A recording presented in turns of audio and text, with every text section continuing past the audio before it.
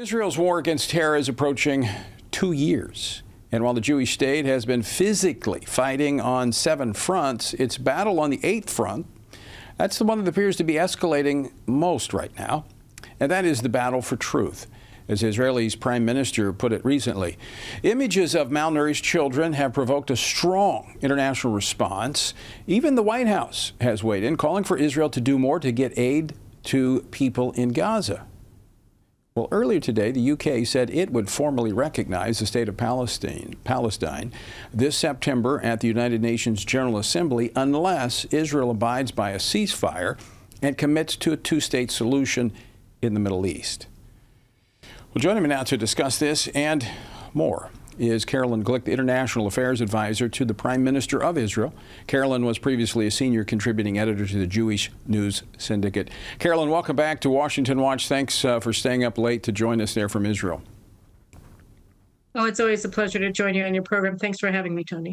Well, I want to set I want to get the facts, okay? I want to get the facts. I know most of the facts coming out of Gaza are manufactured facts from Hamas, the same people who have been miscounting and manipulating casualty numbers, the same people who attacked Israel on October the 7th.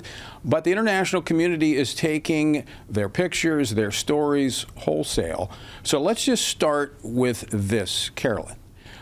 Is Israel continuing to take relief and humanitarian aid into Gaza, and if so, how much? Thanks for the question, Tony. Yes, I think it's pretty amazing that the international community, the Western media, the places that we all go to find out facts have been presenting Hamas's lies as fact really since in some cases since October 7th, and in many cases since shortly after October 7th. The myth that Israel was trying to starve the people of Gaza began getting disseminated just days after the largest, most brutal and sadistic massacre of Jewish people since the Holocaust on October 7th, 2023 at the hands of Hamas terrorists. And yet, it was very quick, the shift to say, Israel is indiscriminately bombing Gaza. Israel is causing a famine. And none of this was remotely true. It also wasn't true that Israel was deliberately targeting civilians. To the contrary, everything that Hamas has been putting out of Gaza, and they control the information flow out of Gaza, have been deliberate lies.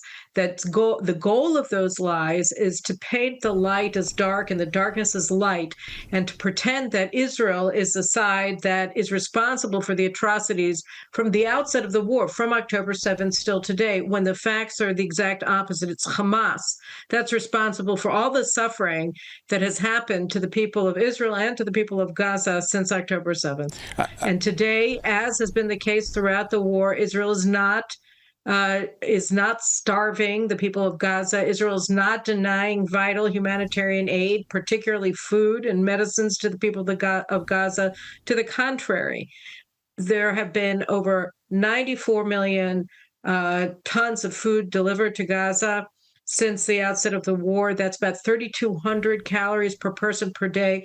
As Speaker of the House of Representatives, Mike Johnson said that Israel has delivered enough over the past year and 10 months to feed the 2 million people of Gaza all day, every day, and it has continued to do so throughout the war. So let me ask you this. Has that humanitarian aid made it to the people, or has Hamas intercepted it in some cases? Hamas has made over $500 million in stolen aid money, because what we see is it's only over the past several weeks that since late May, since the Gaza Humanitarian Fund started distributing food packages in Gaza, in southern Gaza, that for the first time the Gazans are realizing that all of the food that has been delivered by international aid agencies to Gaza since October of 2023 was supposed to be delivered to them for free. Because what's really happened is that, aside from what's been going on for the past 2 months with the Gaza Humanitarian Fund that's supported by the Trump administration in Israel, all of the aid in Gaza has been purloined by Hamas, who then, first of all, uses it to supply its terrorists, and second of all, sells the aid that is supposed to be distributed for free to the people of Gaza at jacked up prices, and uses the money A, in order to pay its terrorists, B, in order to mobilize new terrorists, particularly young children, to serve as terrorists in its terror army, and C, to steal the money from the people of Gazans, who are then forced to pay for aid that the international community donated to the people of Gaza to be distributed free of charge. Carolyn, I know that Israel has been very deliberate as they've gone into Gaza. They've warned the civilian population when they've gone into certain areas, when they've targeted areas that Hamas has been using, whether it's been under hospitals or schools or whatever. Can you point to other places in history, other times in history, for instance, when the United States or another country has been battling an opponent, an enemy, whether it was, say, Germany in World War II, where those opposing armies actually fed the civilian population of the country they were trying to stop? No, Tony, in the history of modern warfare, there's never been an instance where one party feeds the other party in the midst of war, particularly not the aggrieved party that was invaded and whose people were massacred. But no, nothing that Israel has been doing in Gaza has any precedent in the history of warfare, including the civilian to terrorist casualty rate. It's the lowest in recorded history. It's about 1-to-1. One civilian for every terrorist that's killed. Nobody has ever had a ratio that low in the history of warfare, and yet Israel's being accused, seemingly by everybody except, the Trump administration, of committing genocide against the people of Gaza, when the exact opposite is the case. And Israel is on trial for committing genocide at the International Court of Justice at The Hague, when all of the facts speak to the fact that Hamas carried out acts of genocide on October 7th. Its goal as an organization, as a jihadist army and jihadist terror organization, is to annihilate the Jewish people, every single one, not only in Israel, but around the world. It's a genocidal terrorist organization. Its terrorist acts are defined by the Genocide Convention as being acts of genocide, and yet everything is turned upside down. And you have, as you mentioned in your intro, you have these seemingly enlightened governments in Western Europe, the French and the British, and before them the Spanish government, who want to reward the Palestinians for their acts of genocide. I want to ask you about that, but first, before we move to that, I just want to make sure I'm clear on this. We wouldn't be having this conversation had there not been October 7th. Of course not. There would never have been a war if they hadn't invaded Israel and slaughtered our people. So where's the outcry from the international community about what Hamas has put the people of Gaza through? It's a very chilling thought that really all of these people that you would have expected to side with civilization against barbarism, to side with a peace-loving democracy against a jihadist terrorist cult, that invaded and murdered men, women, children, and babies, and took hostages, grandmothers with their granddaughters. You would think that would have happened, and really what's ensued is the exact opposite. Right. So people really have a lot to be ashamed of today when you think about where the truth is and where they are. Well, we're going to talk truth here on Washington Watch, and let me move on here. I want to go to the That's UK. why I love coming on your show, Tony. Thank you. Well, I mean, but you give truth prime billing on your show. Well, in fact, exclusive billing. Well, it is, because I feel very passionate about this, because, all you have to do is look at history and how the Jewish people are treated, and you've got to know there's more to it than what meets the eye, and it's inexplicable. And I want to go to that sets me up for my next question, coming from the Prime Minister of the UK, Starmer, where he says this. He says, ultimately, the only way to bring this humanitarian crisis to an end is through a long-term settlement. He told reporters this. He goes on to say, our goal remains a safe and secure Israel alongside a viable and sovereign Palestinian state.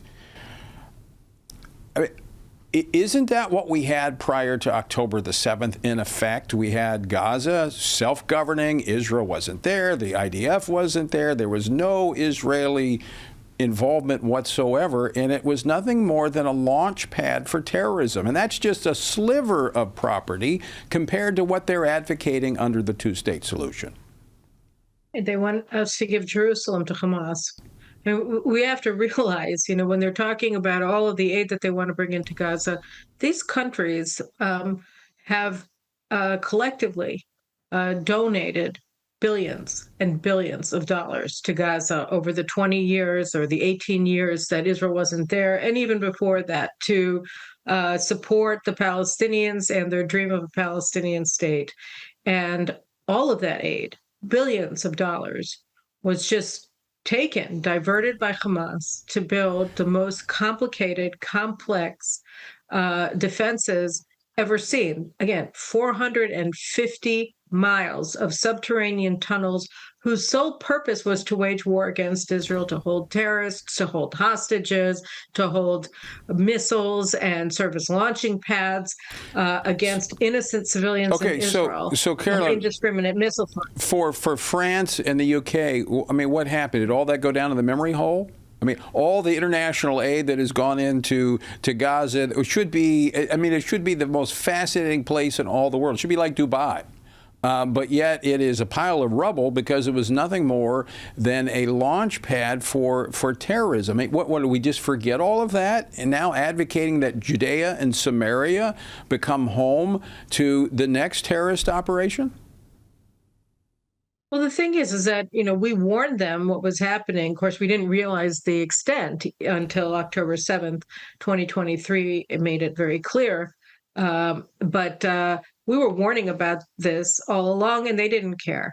They didn't care then, and they don't care about the truth now. I mean, that it's just not what's interesting. They have very large restive Muslim minorities that are controlled to a large degree by the Muslim Brotherhood, which is the mother organization of Hamas and Al-Qaeda and many, many other terrorist organizations. And they keep thinking, apparently, like Winston Churchill said, that with the problem with feeding the tiger is that, you're going to run out of food and he'll eat you. I grossly misstated the quote, but that's the gist of it. And they think that if they keep feeding this jihadist tiger, Israel and the Jews, that it'll leave them alone. But as you see with the rape gangs and the terrorism in Britain and throughout Europe, that it's not working out for them.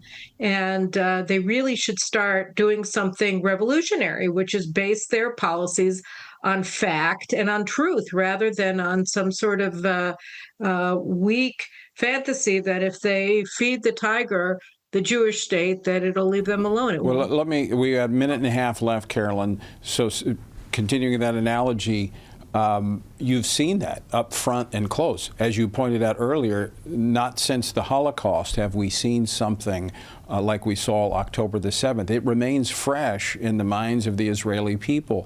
Are they going to yield to this international pressure, or are they going to stay the course and make sure that their borders are in fact secure and the Israeli people are safe? Okay, as Foreign Minister Gideon Saar said today in the press briefing, we're not going to be Czechoslovakia. We're not going to allow ourselves to be devoured by people who want to devour us. Of course not. We saw what happens when we do that on October 7th, and we're not going to unsee what we saw. We're not going to unexperience the suffering that we experienced. So it's not going to happen, which means that, it's a perfect setup, I think, for people who have this desire to kind of have a posture, a foreign policy of posturing, and that leads to nothing. And they can posture for the domestic consumption by being anti-Israel. And I think that that's precisely what they're doing. And they're going to lose out. They're going to be less secure. We're going to lose out because, they're being nasty to us. And the Palestinians will lose out because they're dooming them to continuing this war to no end. Because that's what they want. No one wins when the truth is not told. It is the truth that, in fact, sets us free. Carolyn, thanks so much for joining us. We continue to pray for Israel and the entire Middle East, for the peace that we all desire. Thanks so much for being with us. Thanks very much, and God bless.